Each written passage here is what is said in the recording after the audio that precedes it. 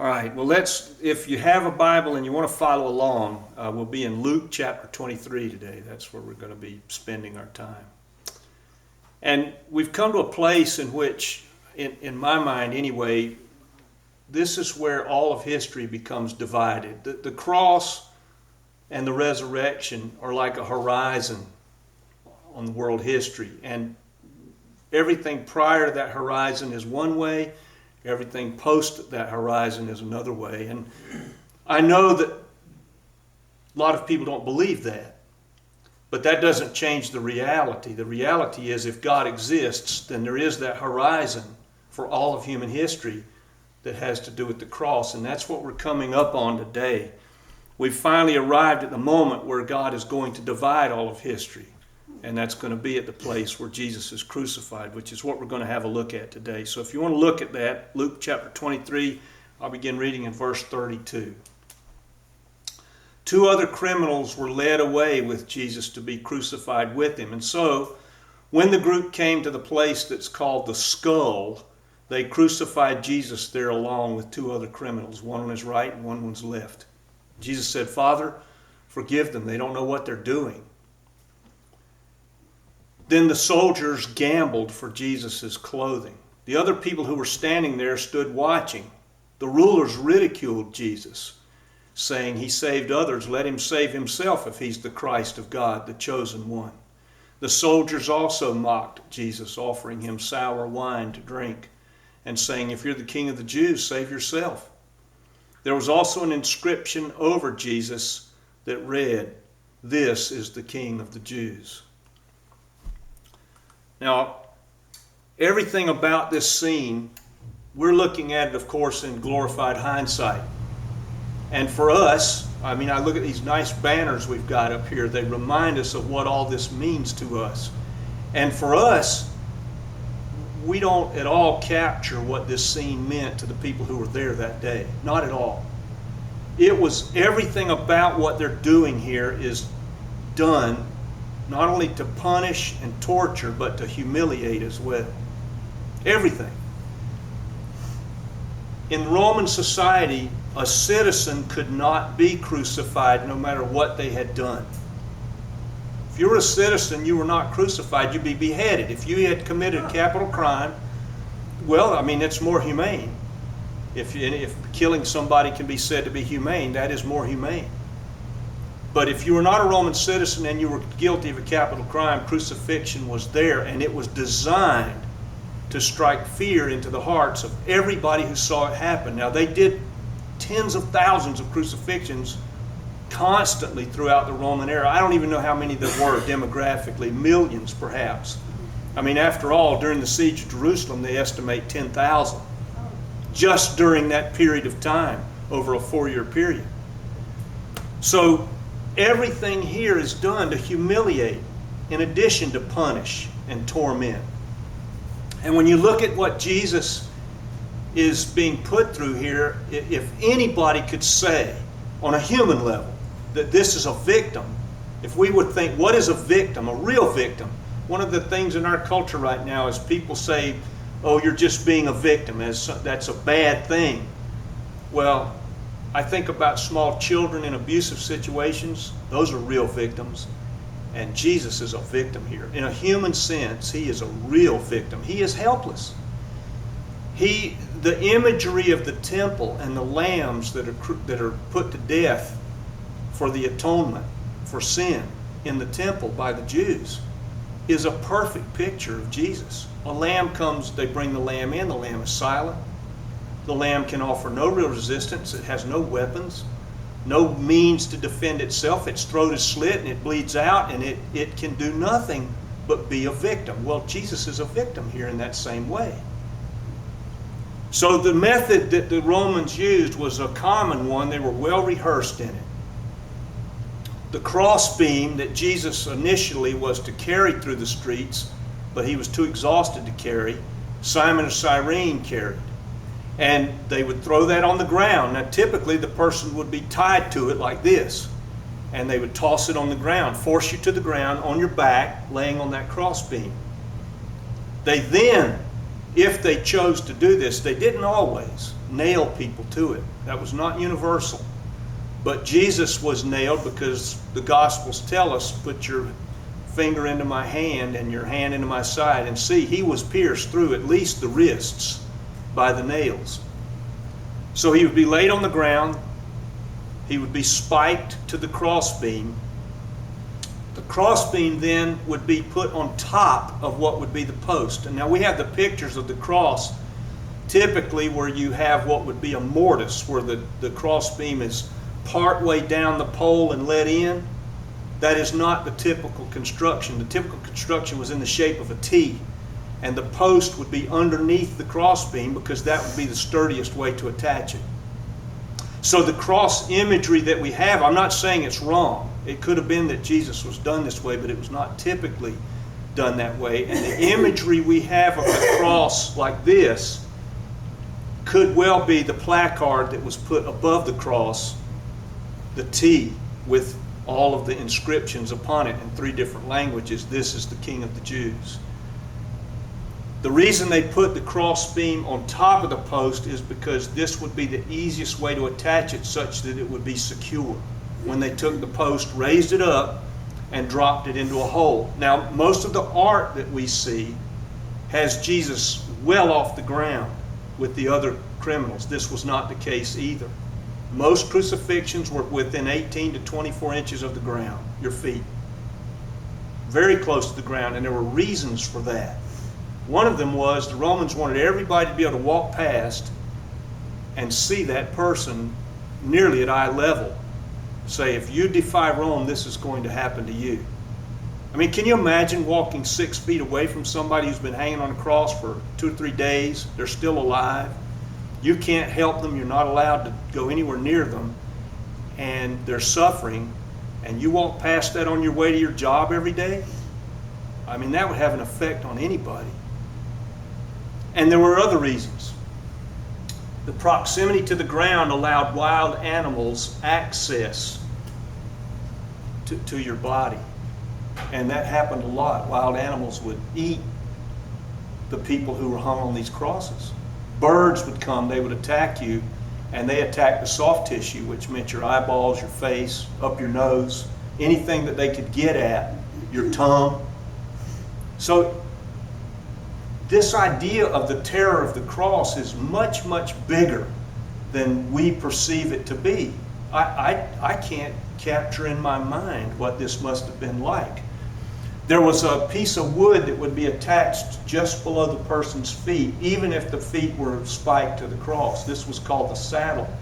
And this was there to prolong the suffering. You see, if the person were just spiked to the cross and they raised it up, within a very short period of time, where they had spiked through the wrist would just tear through as you pulled yourself up. Well, they didn't want that to happen because then you'd be released at least from that suffering. So they put the saddle there so that you could push yourself up. That's why the Romans would come around to break their legs shortly after a few hours, because that shortened the suffering a little bit. Although I can't imagine having somebody come up to me, spike to a cross like that, and take a big stone sledgehammer and shatter my shins so that I could no longer lift myself. This is suffering on a scale that you and I just can't capture. The whole thing was dropped into that hole, and the terror of the cross was terrible, all of the features of it, the nails, everything else, but the terror was some people lasted for a week hanging there. And hunger, thirst, sleeplessness, all the features of human comfort that we take so for granted would be denied. The soldiers gambled for Jesus' clothing for a very good reason. A typical Jew wore 5 pieces of clothing. There was an inner tunic that was a kind of an underwear. There was an outer robe, which you see typically in the pictures, the big sleeves, and then there was a girdle. It was called a girdle. It was a sash that was drawn up to hold the robe closed. You had sandals and a turban. Now, not a turban like you see of the Sikhs in India, the big tall thing, but like you see in the Middle East today, the little ring around the head and the cloth that comes down that covers your neck and your ears and your face from the heat of the sun. This was typical Jewish attire for a Jewish man. The reason these things were gambled for is because especially the outer robe was one piece of fabric. Now, that doesn't seem like a big deal to us now. Take a look at you. When you get home today, I want you to, you can do it now if you want, take a look at your shirt and look at how small those fibers are, and imagine doing that by hand in a garment, one piece big enough to be a robe. How long that would take. How valuable that article of clothing would be. Somebody might work, a person doing that by hand might turn out 5 or 6 of those a year. So your outer robe was extremely valuable. The 4 soldiers, obviously, they were privy, they were allowed to take the spoils of the prisoners, which would be stripped naked on the cross, further humiliating these people. Just imagine all of this, if you can. Which makes the moment at which Jesus' forgiveness of these soldiers, when he says forgive them, they don't know what they're doing. These are the soldiers he's speaking to, specifically in that moment. And they didn't know what they were doing. There's a huge irony, though, in that saying, forgive them, they don't know what they're doing. And the irony is,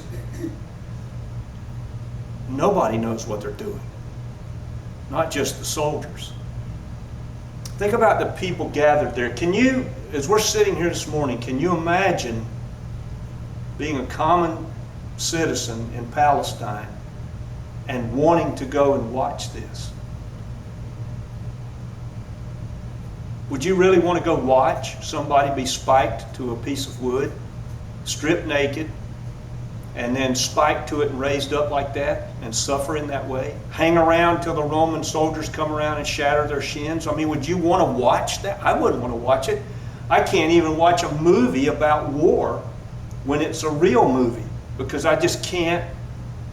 I don't want to do that. I don't want to take in the visuals. I don't want to see things like that. What I'm getting at here is, when Mel Gibson did his movie, I've never watched the movie personally, because I didn't want the pictures in my head to be replaced by the pictures in a movie. But if you go to the grocery store, when the movie was big, the image of the actor who portrayed Jesus on the cover of every magazine there was, you couldn't miss.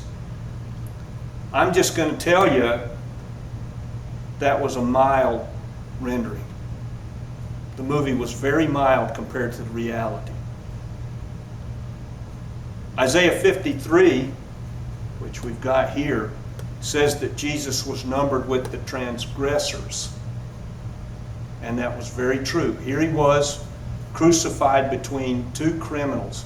And you know, this picture of the spikes, in the art, it's always through his hand. That was not where the spikes were driven. There's a hollow place in your wrist, and the spike would be driven there so that it would be less likely to tear through, because there's some bones right at the bottom of your hand that would hold that spike in place so that you could put some real tension on it to raise yourself up to exhale, to breathe.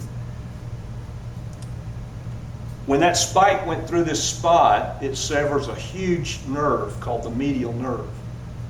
And I don't know if any of you in this room have ever severed a nerve in your body, but I have.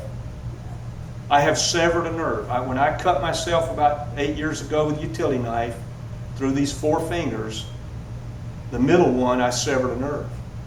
It's still no feeling there to this day, but it doesn't sting like a knife cut.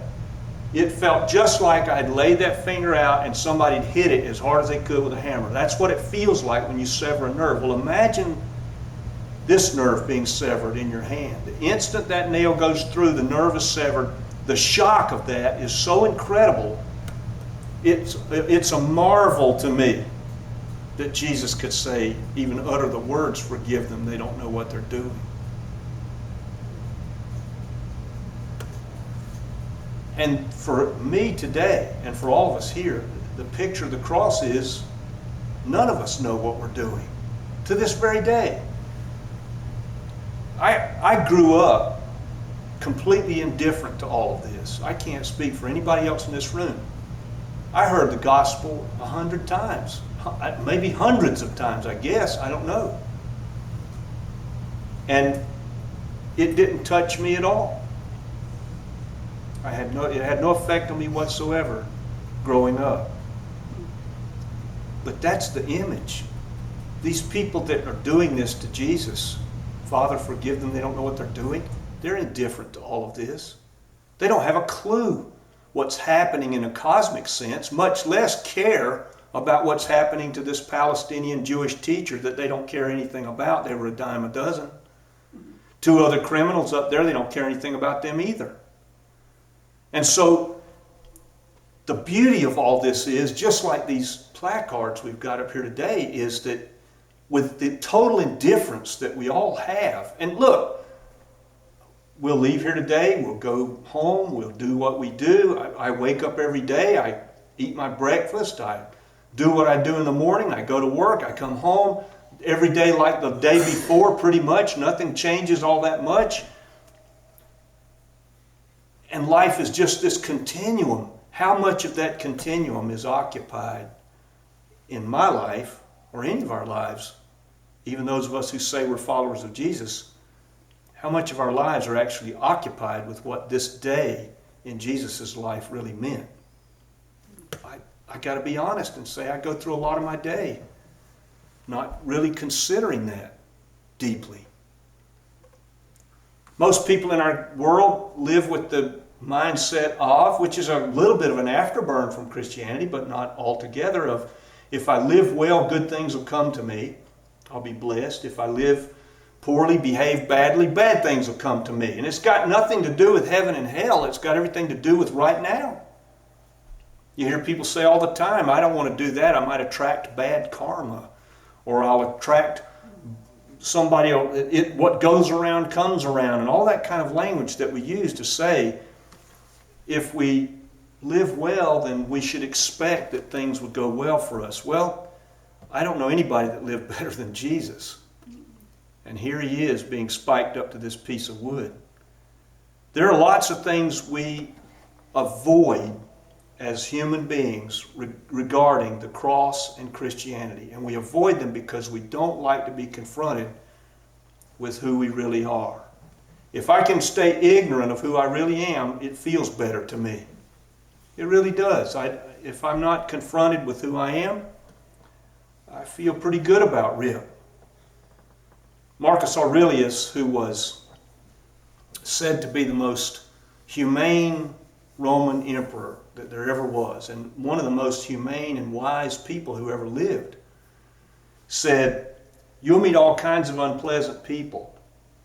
They'll hurt you, they'll insult you, they'll injure you, but you can't live like that because you know better. You are one in whom lives the Spirit of God. Now, I don't know what he meant by that. As a pagan, I have no idea. But I do know this. I look at the Bible and I see in 2 places specifically where Peter says first in his second sermon, pointing to the Jewish crowd gathered there at the temple steps, you crucified the Lord of glory in ignorance. Paul says the same, crucified him in ignorance. Well, I think most of us move through our lives for most of our day in a kind of ignorance of what this all means and what it costs for you and I to have this relationship with God. If you look at several different places in the Bible, for instance, 1 Corinthians, you see Paul writing to that church about some problems they're having. You see further Paul writing to the church in Ephesus about problems they're having, Ephesians chapter 5 regarding women, 1 Corinthians likewise chapter 11 regarding women. Why does he write that? It's because of what Christianity actually means. Christianity, that Jesus died on the cross for you and for me, changes everything about the way in which the world comes to us. The individual now means way more than the group, even the nation. The individual means more than the whole of humanity. Jesus died for you and me, one at a time. And so we start to think about that. It filters in. Paul had to write that to the Ephesian church because the women in the church understood what the cross really meant. It meant, I matter. Prior to that, Greco-Roman and Jewish history, women did not matter, except for child rearing and servicing of men, caring for men. That's all that a woman was good for. That's the truth. So they were chattel. And then all of a sudden, Jesus dies for their sins, and they wake up to the fact that, gosh, I really matter as a human being. And so it created tension, because prior to that, that was not the way in which culture was driven. And Paul had to write to correct that problem. The reason he had to write to it is because things were different. Everything about life has been changed by the cross. We just don't realize it because we've been steeped in it for so long. These messages on these two placards we have here, and appreciate you guys putting those up. We don't capture what that really means for us because we've lived in it for our entire life, even when we didn't believe. And this is where becoming a believer, a real follower of Jesus, becomes difficult for you and for me. None of us in this room want to think of ourselves as doormats for anybody. And most of the time, we're not ever called to be one, but sometimes we are. We're called to be a doormat for somebody else. Jesus is being a doormat here. He really is. He's a doormat in front of you and me, where the doorway to heaven is right behind the doormat. And he willingly allowed himself to be that doormat. Sometimes we are called to do the same thing. Now this COVID thing, I think, I pray every day since this all happened that I will not miss the lesson here. I don't know what all the lessons are. Anybody who says they do, I'd love to speak with you because I'd love to know what they are. But there's one lesson I can say for sure. When you and I are called upon, for whatever reason, and by whatever circumstance, be it a disease, be it a bodily problem, be it a financial crisis, be it a death in our family, be it whatever it is, when we are called to suffer in some way in this world, our first response is, why me? Let's be really honest for just a second. I'm not trying to make anybody feel bad. This is as much for me as anybody. Our first response is, why me? But that's the wrong question. The real question is, why not me? Look at what Jesus has done, and what the why me question didn't occur to him. His response was, forgive them. They don't know what they're doing. Mercy was extended. The weight and the stigma of the cross are the price that was paid to pay for the justice that God had to have paid for somehow for us. The justice had to be satisfied. He couldn't forgive sin unless the justice were satisfied first. And then Jesus becomes that doormat to extend mercy to you and me who don't deserve it at all, and the whole world. And it's available for anybody who will ask for it. Isn't that incredible? All we've got to do is ask God for this mercy, and He'll provide it. The price was sufficient. I'm just going to be totally honest with you all. I cannot in myself grasp that. I cannot. I feel bad that I cannot, but I cannot. It's beyond my comprehension that as I look at my life, even up to the last 2 hours of my life, that God would extend that mercy to me. And yet He does. And this was the price that was paid for that mercy. And it's freely offered. Come and get it. Wow. I don't know where everybody is today, but if I've said anything about which you've got a question, you want to speak with me, pray with me, I'll stay as long as it takes. I really appreciate your attention.